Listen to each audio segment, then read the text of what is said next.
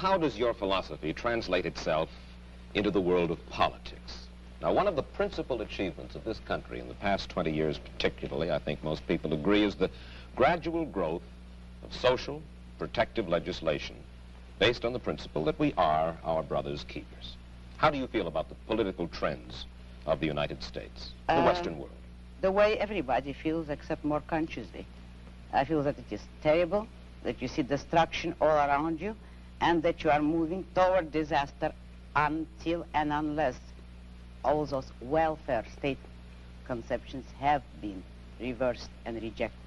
It is precisely these trends which are bringing the world to disaster, because we are now moving towards complete collectivism or socialism, a system under which everybody is enslaved to everybody. And we are moving that way only because of our altruist morality. Yes, but you say everybody is enslaved to everybody, yet this came about democratically, Ayn. Free people in a free country voted for this kind of government, wanted this kind of legislation. Do you object to the democratic process? I object to the idea that people have the right to vote on everything. The traditional American system was a system based on the idea that majority will prevailed only in public or political affairs, and that it was limited by inalienable individual rights. Therefore, I do not believe that a majority can vote a man's life or property or freedom away from him. Therefore, I do not believe that if a majority votes on any issue, that this makes the issue right. It doesn't. All right. Then how do we arrive at action? How should we arrive at action?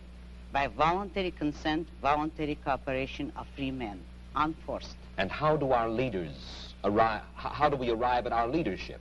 Who elects? Who appoints? The whole people elects. There is nothing wrong with the democratic process in politics. We arrive at it the way we arrived by the American Constitution as it used to be. By the constitutional process as we had it, people elect officials, but the powers of those officials, the powers of government are strictly limited. They will have no right to initiate force or compulsion against any citizen except a criminal.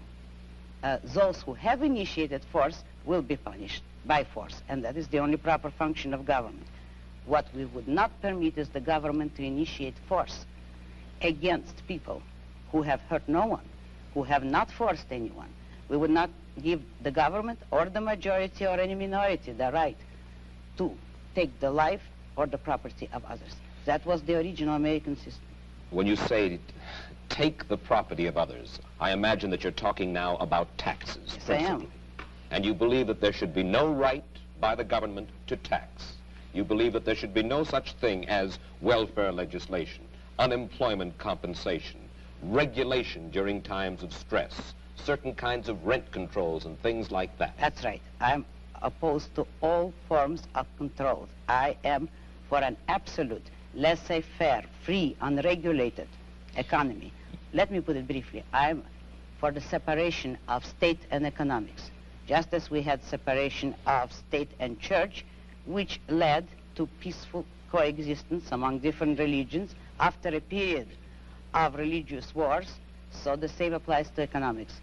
If you separate the government from economics, if you do not regulate production and trade, you will have peaceful cooperation and harmony and justice among men.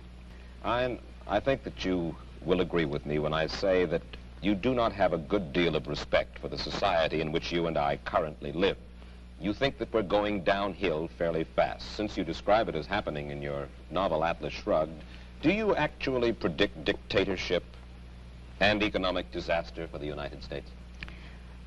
If the present collectivist trend continues, if the present anti-reason philosophy continues, yes, that is the way the country is going.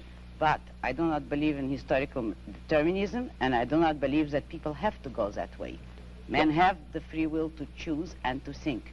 If they change their thinking, we do not have to go into dictatorship. Yes, but how can you expect to reverse this trend when, as we've said, the country is run by majority rule through ballot, and that majority seems to prefer to vote for this modified welfare state? Oh, I don't believe that. You know as well as I do that the majority today has no choice. What do you The mean? majority has never been offered a choice between controls and freedom. How do you account for the fact that an almost overwhelming majority of the people who are regarded as our leading intellectuals and our leading industrialists, the men whom you seem to admire the most, the men with the muscle and the money, favor the modified capitalism that we have today? Because it is an intellectual issue. Since they all believe in collectivism, they do favor it. But the majority of the people has never been given a choice. You have no faith in anything. Faith? Only No. in your mind. That is not faith. That is a conviction.